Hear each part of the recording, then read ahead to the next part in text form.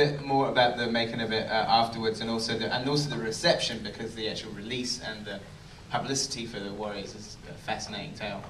But also, before we start, I have an email from David Patrick Kelly. Yeah. Couldn't be here, but wanted to be here, and he wanted me to read this out in front of you guys. Hello, Edgar. Really wish I could be there with you all. Thanks for inviting me. I'm opening a new play about death row inmates, and as you sit there, I'm on stage in Times Square. A few free associations about the Warriors. They say never judge your character. I broke that rule. Luther was evil, and I wanted to make him so. Walter told me to think of Richard III. I based him on a particular alleged gangster from my old neighborhood, and several people connected with the rock and roll business from my club days. Some favorite things: Joel Weiss as Cropsey. Yeah. And this is what Dave said, who looked like a cross between a Bowery boy and a Ramone. Yeah. The late great Paul Greco as the leader of the Orphans. Yeah. Things I was reading and watching and listening to: Anabasis by Xenophon, Last Exit to Brooklyn by Hubert Selby, Hell's Angels by Hunter Thompson, Down These Mean Streets by Piri Thomas, videos by Martin Barat. She had a great show at the Whitney at the time called You Do the Crime, You Do the Time, a great photographer. The band Television's Mark E. Moon. I read an interview with Walter once where he said that most of his films are westerns, so I like that Luther ended up having an Apache headband and a sheriff's star. Thanks to Walter for directing me like the postmodern John Ford he is, in all my favourite film roles. Thanks to Remar for being a great art comrade all these years. Thanks to Marshall for getting Luther's costume to me. I wore the boots till they fell apart, but I still have everything else. And great thanks to all the Warriors fans. Someone wrote at the time that it somehow represented the dispossessed. I like that. Peace, David Patrick Kelly. Yeah.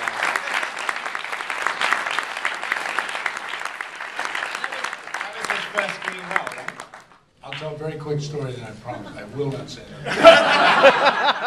But I really want to. He hasn't spoken this much in 40 years. I want to share my unbounded love for the actors in the piece. They worked so hard, and I put them through. I mean the physical stuff they had to do. I mean, this is a movie for kids, for enjoyment, but God, it was hard to make in a lot of it, and they did it. I mean, I just sat there and told them to do things. But what is probably one of the most famous moments from the film, when David Patrick Kelly's character says the thing about Warriors come out to play.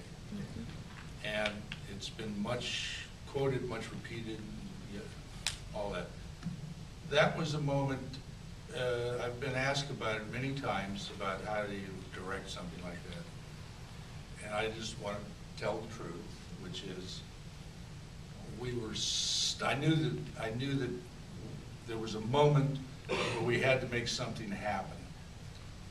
And we figured out the setup, and I went to David and I said, look, it's not just enough, let's figure out, let's say something here. This is, we got to make a moment out of this, just a look won't work. And I was then called away because we had to figure out something else. And out of the corner of my eye, I saw David. He jumped out of the car, and he scrambled under the boardwalk, and he got some beer bottles. And I didn't know what the hell he was doing. And then he ran back. And then I went back to where we were then ready. One of the times we shot quickly on the wall. And he said, I'd like to try something like this. And he does the click, click, click with the bottles. And then he said, Warriors come out to play. And that was a big moment for me, you doing that line. I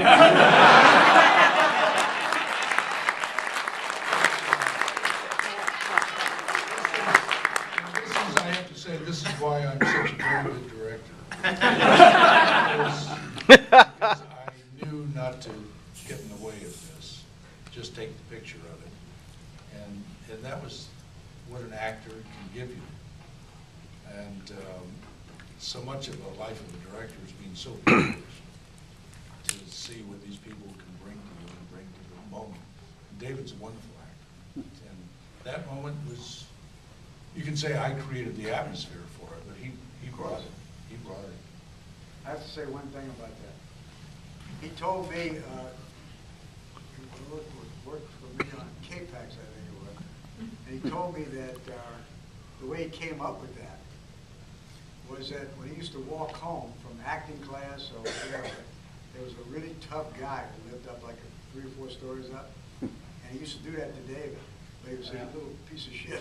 Trash. You know, that's the kind of guy who used to click bottles like that. Well, these guys are going to be with us afterwards. Walter will not be with us, but for the people who, if you've seen it or you haven't seen it, I just want to read this for the people who haven't seen it, just to lead us into the Warriors. And we're going to see some vintage trailers that I picked before. But this is the tagline from the poster, the notorious tagline, you could say, just to set us up. These are the armies of the night. They are 100,000 strong. They outnumber the cops 5 to 1. They could run New York City. The Warriors. Thanks to Walter Hill.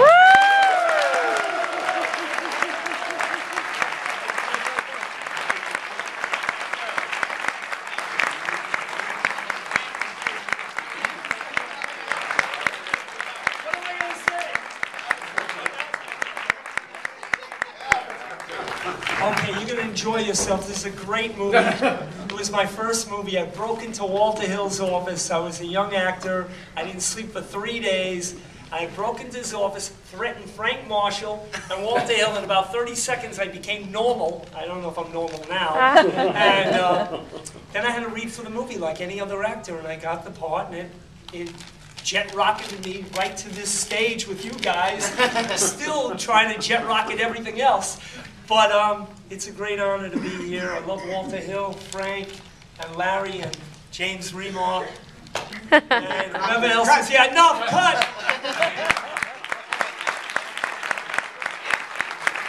Okay, let's enjoy the Warriors.